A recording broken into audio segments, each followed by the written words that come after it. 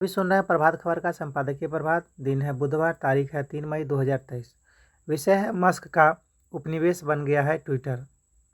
यह आलेख लिखे हैं प्रभु चावला जी, जो editorial director the new Indian express के हैं। सोशल मीडिया साइट ट्विटर के यूजर के एक नीले भय में हैं। ब्लू टिक के लिए दाम लेकर इलॉन मस्क के पैसा बनाने के पैंतरे से वे खुश नहीं हैं। कुछ दिन पहले अमिताभ बच्चन ने भोजपुरी में ट्वीट कर अफसोस जताया कि उनके हैंडल से सत्यापन वाला नीला चिन्ह गायब हो गया, क्योंकि वह चिन्ह उसके स्तर होने के खास दर्जे को इंगित करता था। तो उन्होंने इसे वापस पाने के लिए लगभग 9,000 रुपये खर्च कर दिया।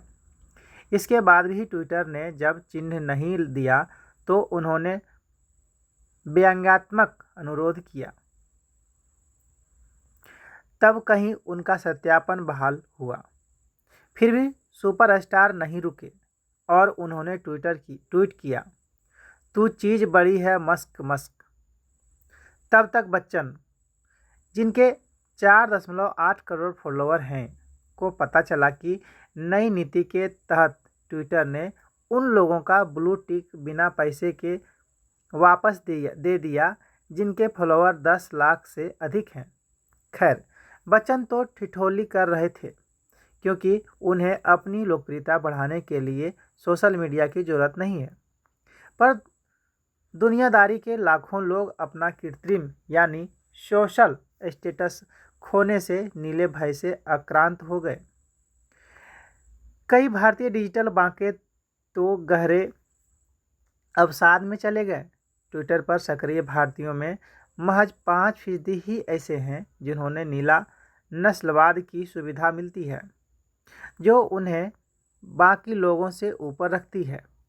खास तौर पर वे स्वयं भू इन्फ्लुएंसर खफा हैं, जिन्होंने ट्वीट के भीतर के संपर्कों के जरिए ब्लू टिक हासिल किया था। संस्थानों के लिए ब्लू टिक का खर्च लगभग 83,000 है। सबसे अधिक प्रभावित राजनीतिक दल और उनके संबद्ध संगठन, सामाजिक कार्यकर्ता, एनजीओ तथा कॉरपोरेट जगत हुए हैं। इनमें से किसी के पास ट्विटर बजट नहीं है। कई दलों के पास अपने प्रचार के लिए हजारों हैंडल होते हैं, तो अब वे खर्च घटाने के लिए इस सूची में संशोधन कर रहे हैं। टिक के वीआईपी स्टेटस में रंगों का प्रयोग मस्क का मास्टर स्ट्रोक है। उन्होंने राष्ट्रपतियों, प्रधानमंत्रियों, मंत्रियों और संबद्ध संगठनों को धूसर टिक दिया है। कंपनियों और मीडिया संगठनों को सुनहरा टिक मिला है। मस्क ने यह सुनिश्चित किया है कि ब्लू टिक हैसियत में बराबरी का प्रतीक बने, क्योंकि यह मुख्यमंत्री और उनकी सरकार के साधारण बाबू पर समान रूप से लागू होगा। भारत के सभी मुख्यमंत्रियों, मंत्रियों, खेल व सिनेमा के सितारों और सरकारी एजेंसियों ने अपने सत्यापन के लिए पैसा दिया है। अमेरिका और जापान के बाद लगभग 2.4 करोड़ यूजर के साथ भारत ट्विटर का तीसरा सबसे बड़ा ठिकाना है। प्रधानमंत्री नरेंद्र मोदी 8.6 करोड़ से अधिक फॉलोअर के साथ 10 सबसे प्रमुख लोगों में हैं। अधिकतर केंद्रीय मंत्रियों एवं भाजपा के मुख्यमंत्रियों के 10 लाख से अधिक फॉलोअर हैं। मोदी के प्रधानमंत्री बनने के बाद ही ट्विटर एजेंडा तय करने और जनमत का प्रचार करने के सबसे ताकतवर डिजिटल संचार के रूप में उभरा। उन्होंने इसके अधिकतम इस्तेमाल के लिए पदाधिकारियों को प्रेरित किया। पहले ट्विटर पर अनुदारवादियों और वामपंथियों का वर्चस्व था। दक्षिणपंथियों का न ब्लू टिक मिलता था, न ही समुचित बढ़ावा। भाजपा की भारी चुनावी जीत में ट्विटर की सुनामी ताकत का बड़ा योगदान रहा है। अमेरिका में भी जनमत बदलने में इसकी अहम भूमिका रही है। शीर्ष के 20 सोशल मीडिया मंच में ट्विटर 15वें और फेसबुक पहले स्थान पर है। पर इसने बहुत कम समय में डिजिटल खबर फैलाने के मुख्य माध्यम की भूमिका पाली है। दुनिया में 40 करोड़ से अधिक यूजर के साथ इसके सब्सक्राइबर हर सेकंड लगभग 6000 ट्वीट करते हैं। शायद ही कोई ऐसा खास व्यक्ति होगा जो ट्विटर को व्यक्तिगत मुखपत्र के रूप में इस्तेमाल न करता हो। पहले ट्विटर यूजर को विचारधारा के स्तर पर विभाजित करता था। आज यह धनी और ख्यात लोगों के अपने विचार प्रसारित करने का माध्यम है। एक रिपोर्ट के अनुसार शीर्षस्थ 25% यूजर कुल 97% ट्वीट करते हैं। ट्विटर के होम पेज पर लिखा है कि वे सार्वजनिक संवाद के सेवक हैं। स्वतंत्र एवं सुरक्षित जगह जरूरी है। संस्थापक जैक डोर्सी के मूल मिशन बयान में बिना अवरोध के खुलापन का भरोसा दिलाया गया था, लेकिन मस्क के आने के बाद इसका रंग ढंग बदल गया, जहां यह मंच उनके निजी उद्देश्य के लिए समर्पित है। सबसे अधिक फॉलोअर के साथ वे इस नीली चिड़िया का इस्तेमाल कार और रॉकेट कारोबार के लिए कर सकते हैं। उन्होंने 2022 में ट्विटर के खरीद पर $44 अरब खर्च किया था, पर साल भर के भीतर ही उसकी कीमत आधी हो गई। इसे साल में $4 अरब से अधिक राजस्व मिलता है, पर बीते 3 साल से यह सालाना $20 करोड़ से अधिक के नुकसान में है। अचानक मस्क ने घोषित कर दिया कि ट्विटर अब कॉरपोरेट इकाई नहीं रही। वे टेस्ला और स्पेस एक्स से अधिक समय इस पर देते हैं, क्योंकि उन्हें पता है कि रंगों से अच्छी कमाई हो सकती है। असल में मस्क ने अपने कारोबारी हितों को बढ़ावा देने, सूचना तंत्र को व्यापक करने और नियंत्रित कंटेंट सुनिश्चित करने के लिए ट्विटर को अपना उपनिवेश बना लिया है। बहुतों को आशंका है कि मस्क का मनी मॉडल अभिव्यक्ति की स्वतंत्रता को संकुचित करने का खराब तरीका है। उदारवादी इसे सूचना के प्रसार को रोकने के एक कॉरपोरेट षड्यंत्र के रूप में देखते हैं। नव खरबपतियों के स्वामित्व वाली सोशल मीडिया कंपनियों ने दुनिया को बयानों के एक वैश्विक गांव में सीमित कर दिया है। उनका बाजार मूल्य कई विकासशील और कुछ विकसित देशों की जीडीपी से भी अधिक हो चुका है। अखबार बदहाल हैं क्योंकि अधिक खर्च कर कंटेंट पैदा करने के बावजूद वे उपभोक्ताओं के मनमाना दाम नहीं वसूल कर सकते। ट्विटर का तीसरा अन्य सोशल मीडिया प्लेटफॉर्म से अलग है। यह अभिव्यक्ति की लत लगाने वाला मंच है और इसलिए यह स्वाभाविक रूप से राजनीतिक वर्ग के लिए मजबूत औजार है। विभिन्न सरकारें अपना प्रचार इस मंचों से करती हैं। वे ट्विटर और यूट्यूब जैसे माध्यमों पर वैसे कंटेंट हटाने का दबाव डालती हैं जिन्हें वे आपत्तिजनक मानती हैं। तकनीक, कारोबार और सरकार के बीच का नया गठजोड़ पूर्वाग्रह से ग्रस्त आख्यानों को बढ़ाने तथा विपरीत मतों एवं तथ्यों को चुप कराने के लिए बना है। भले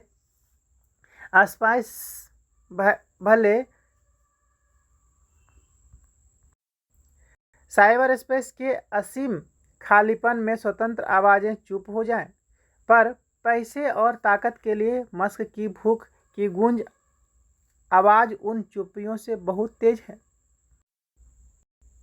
अगला आलेख है विनिर्माण में वृद्धि। तमाम घरेलू एवं अंतर्राष्ट्रीय चुनौतियों के बावजूद भारतीय अर्थव्यवस्था संतोषजनक रफ्तार से बढ़ रही है। बीते अप्रैल में मैन्युफैक्चरिंग परचेजिंग मैनेजर्स इंडेक्स 57.2 हो गया है, जो मार्च में 56.4 रहा था। इस साल यानी पिछले 4 माह का यह उच्चतम स्तर है।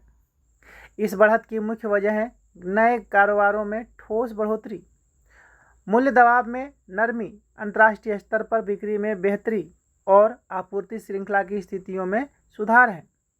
यह बेहतरी महज 4 माह तक सीमित नहीं है। उल्लेखनीय है कि मार्च में इस इंडेक्स के जो आंकड़े आए थे वे इंगित कर रहे थे कि लगातार 22 महीनों से अधिक औद्योगिक संचालन की स्थितियां में कुल मिलाकर बेहतर रुझाने हैं। मुद्रास्फीति में राहत से लागत के खर्च का दबाव घटा है तो मांग पर भी सकारात्मक असर पड़ा है।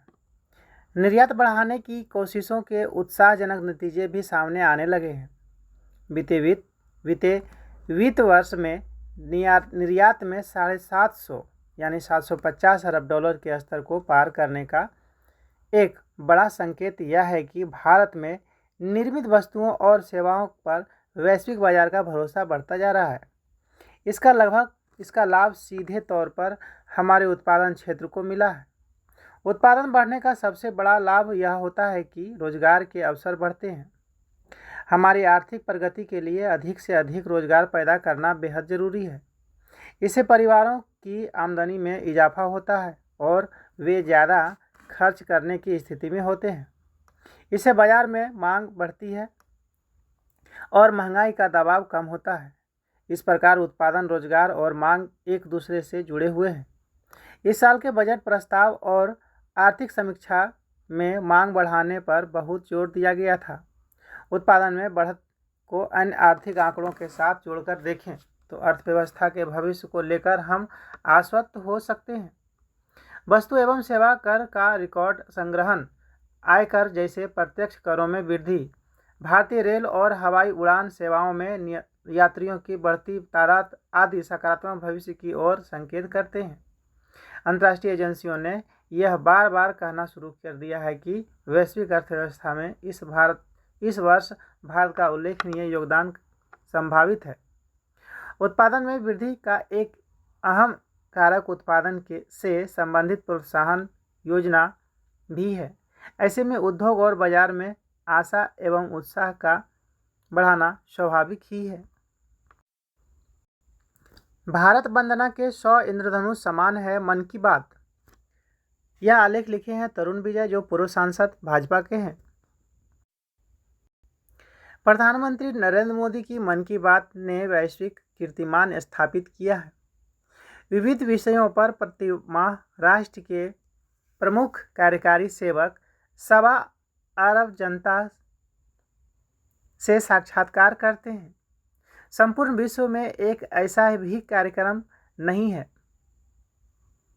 जिसके द्वारा किसी देश का प्रमुख नेता अपने नागरिकों के सुख दुख, विजय व वेदना, उपलब्धियों और नवीन योजनाओं के बारे में विचार साझा करता हो। इस कार्यक्रम में उत्तर पूर्वांचल के सुदूर गांवों में के जनजातीय युवाओं के खेल में योगदान और मातृभूमि की रक्षा हेतु उत्सर्ग के उदाहरण हैं। कर्नाटक के अनजान क्षेत्रों में सामाजिक परिवर्तन लाने वाली महिलाओं की अद्भुत कथाएं, उत्तराखंड में श्री अन्न यानी मोटे अनाज को लोकप्रिय बनाने वाले महिला स्वयं सहायता समूहों की प्रेरक कथा, महान भारतीय समाज के विविध रंगों का परिचय एवं स्वयं प्रधानमंत्री के स्वर में मिलता है।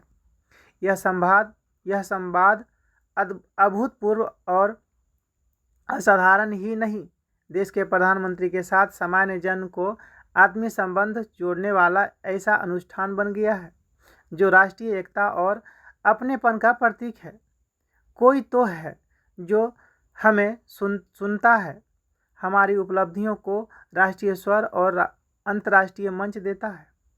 कोई तो है जो हमें पहचान देता है। ये बातें सामान्य नहीं हैं।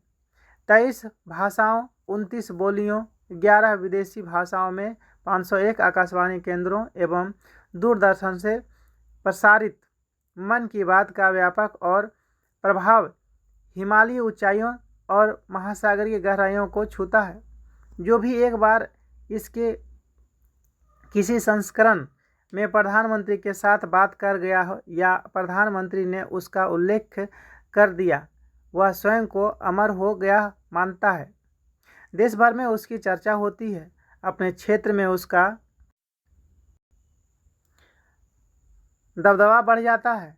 जिस कार्य विशेष में लगे होने के कारण उसे मन की बात में प्रतिष्ठित स्थान मिला, उस कार्य की सफलता असंदिग्ध हो जाती है। राष्ट्रीय संपदा मेघा और निर्माण में उसके योगदान का महत्व बढ़ जाता है। दिल्ली के लैब टेक्नीशियन प्रकाश कांडपाल, रायपुर की बहन भावना, विजयवाड़ा के प्रोफेसर प्रकाश पदकांडला में एक सामान्य धागा क्या है? यही कि वे अपनी सामान्य उपलब्धियों के कारण मन की बात में शामिल किए गए। उनके कार्यों को बल मिला, उनका मनोबल बढ़ा तथा देश में अच्छे कार्यों के महत्व की प्रतिष्ठा हुई। कोरोना काल में असंख्य लोगों ने प्राण हथेली पर रख कर कार्य किया। उनको किसने शाबाशी दी? प्रधानमंत्री मोदी ने जब एक सामान्य लैब सहायक प्रकाश कांडपाल से पूछा, अब आप कब से यह कार्य कर रहे हैं और आपका क्या अनुभव रहा? कांडला को जो उत्तर था वह बड़े बड़े प्रवचनकारियों, मौलानाओं, पादरियों और ग्रंथियों को भी पीछे छोड़ता है। मैं लैब सहायक का काम 22 वर्षों से कर रहा हूँ। कोरोना के समय मैंने इसी अनुभव का लगभग जनता तक पहुँचाया। मेरा जीवन धन्य हो गया। चंडीगढ़ के संजीव राणा की बेटी रिद्धि माँ और भतीजी रिया ने उसे सुझाव दिया कि क्यों न साइकिल पर छोले भटूरे बेचते हुए उन लोगों को मुफ्त खिलाएं जिन्होंने वैक्सीन ले ली है। आइडिया कामयाब हुआ और प्रधानमंत्री ने इसे मन की बात में प्रसारित किया। हम सने सने अपनी सभ्यता और संतों के प्रति तिरस्कार का भाव रखते दिखते हैं। अंग्रेजी शिक्षा और स्कूलों से देश की सांस्कृतिक धरोहर के पाठ्यक्रमों के गायब होने का यह दुखद परिणाम है। मन की बात के माध्यम से प्रधानमंत्री विश्वकर्मा दिवस, स्वामी विवेकानंद, स्वामी रामानंदाचार्य, तिरुवल्लुवर आदि के बारे में ही नहीं बताते बल्कि समाज में महिलाओं के अत्यंत महत्वपूर्ण योगदान को भी रेखांकित करते हैं। केरल में कोच्चि स्थित संत टेरेसा विश्वविद्यालय के छात्रों ने पुनः इस्तेमाल किए जा सकने वाले खिलौने बनाए तो उसको राष्ट्रव्यापी प्रसिद्धि मन की बात के माध्यम से मिली।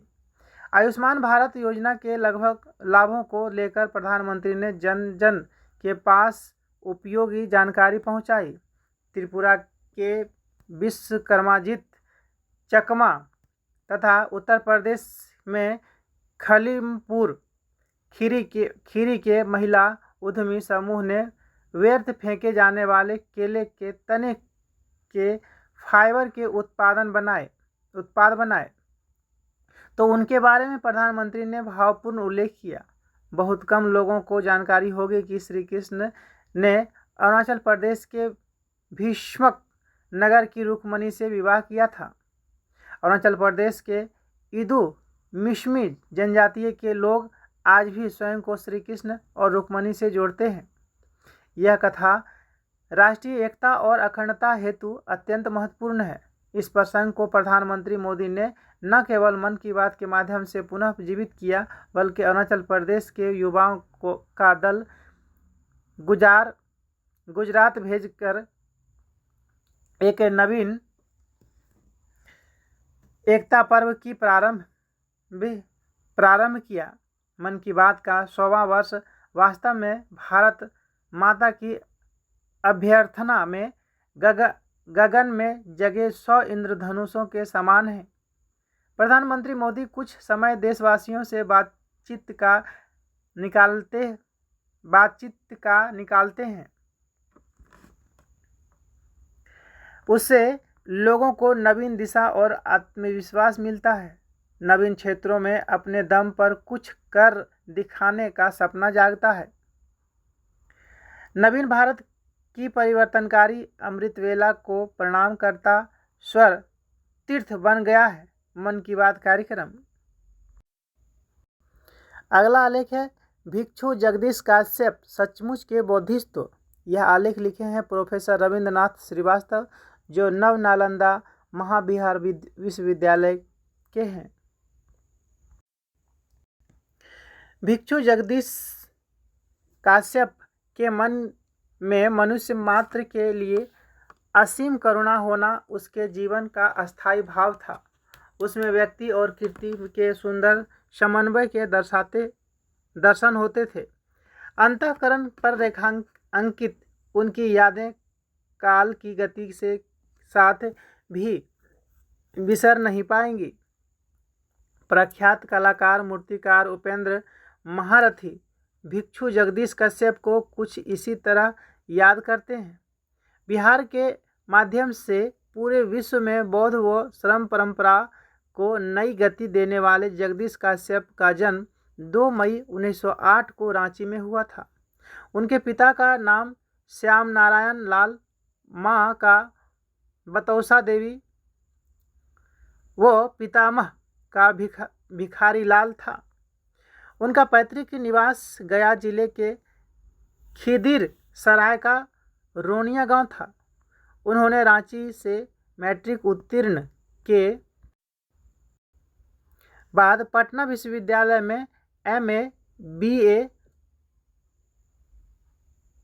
MAF, BA व MA किया। बाद में काशी हिंदू विश्वविद्यालय से 2 अन्य विषयों में MA किया। वे महर्षि दयानंद सरस्वती के विचारों से प्रभावित थे और आर्य समाज में उनकी रुचि थी। इस कारण से वे आर्य समाज की सभाओं में भाग लेने लगे तथा उपदेशक बन गए। पर श्रीलंका में उनका परिचय राहुल सांस्कृत्यान से हुआ। सांस्कृत्यान के संपर्क में आने के बाद उन्होंने बौद्ध धर्म स्वीकार कर लिया।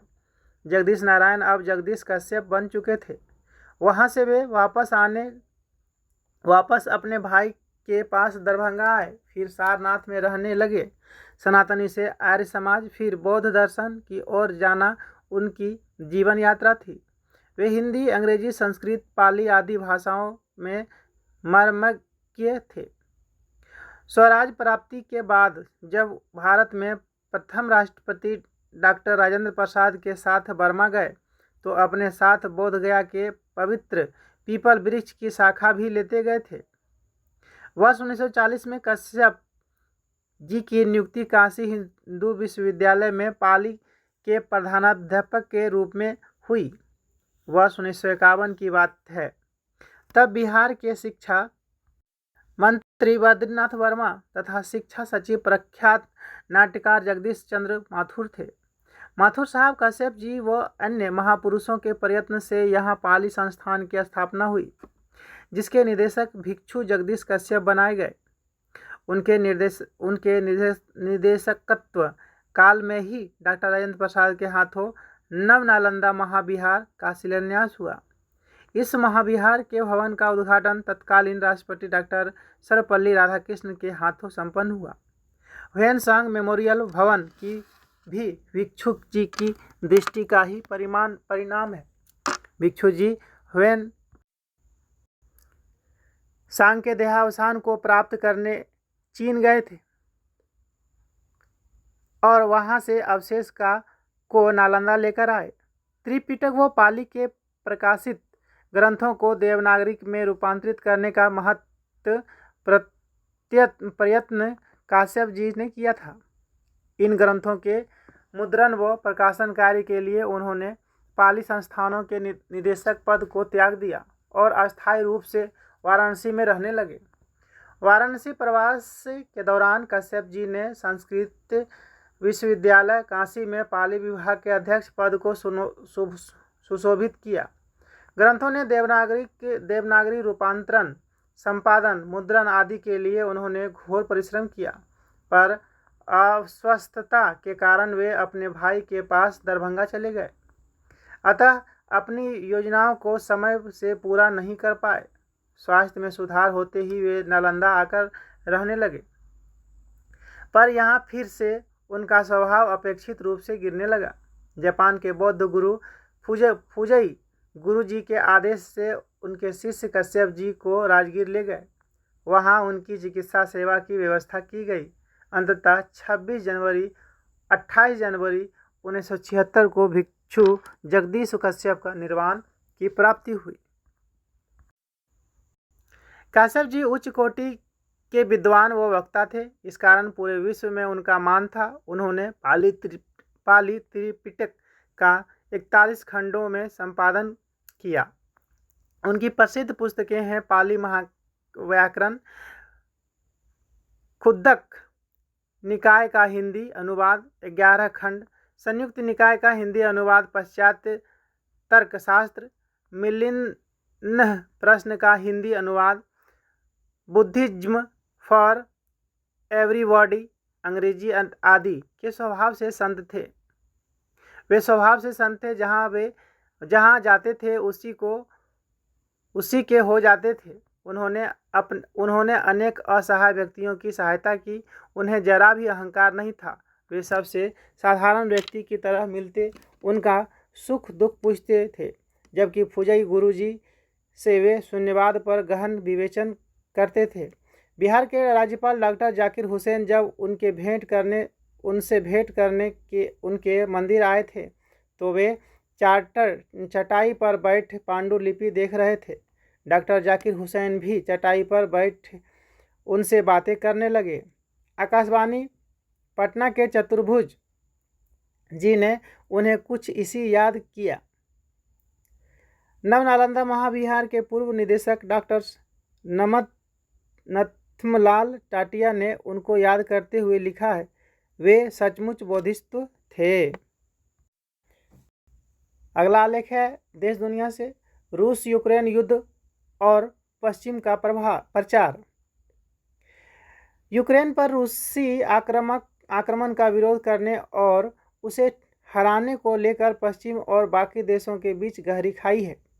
ऐसा इसलिए है क्योंकि वास्तव में यह संप्रभुता की रक्षा का युद्ध है, जिसका हर संप्रभु देश को समर्थन करना चाहिए। पर पश्चिमी सरकारें इसे लोकतंत्र की रक्षा के तौर पर प्रचारित कर रही हैं।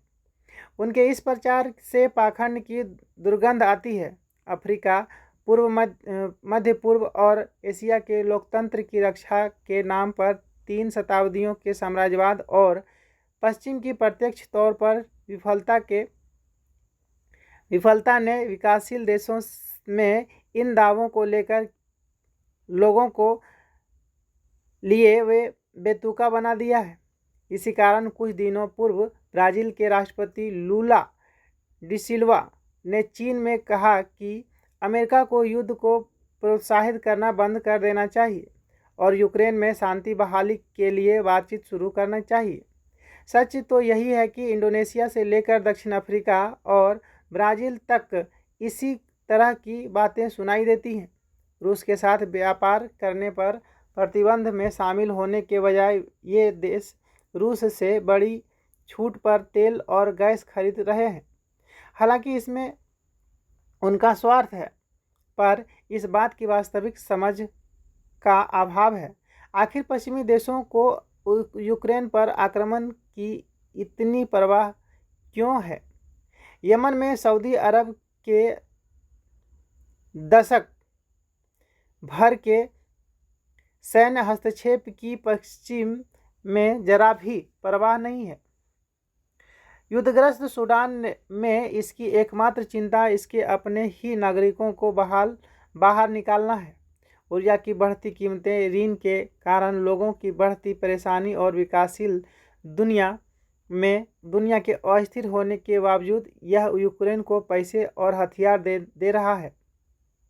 ग्लोबल साउथ की नज़र में यह केवल दोहरा मापदंड और नस्लभेद है। अगला लेख है, गर्मी में पक्षियों का भी रखें ध्यान।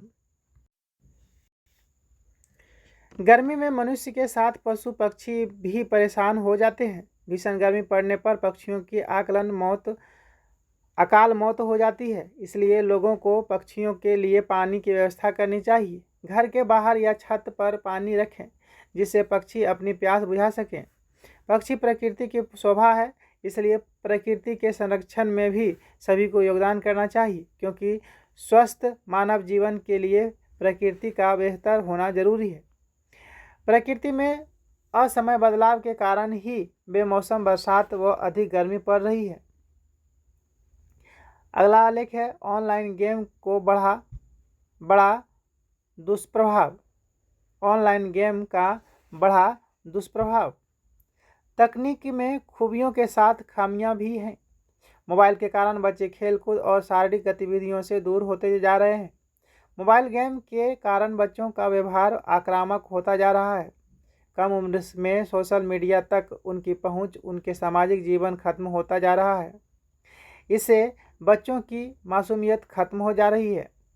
बच्चे साइबर बुलिंग के शिकार होते जा रहे हैं। यह चेतने का चेतने का वक्त है। ऑनलाइन आक्रामक गेम के बारे में बच्चों को स्कूलों में भी बताया जाना चाहिए। इससे बच्चों में जागरूकता आएगी। इसी के साथ आज का संपादकीय प्रभाग समाप्त होता है।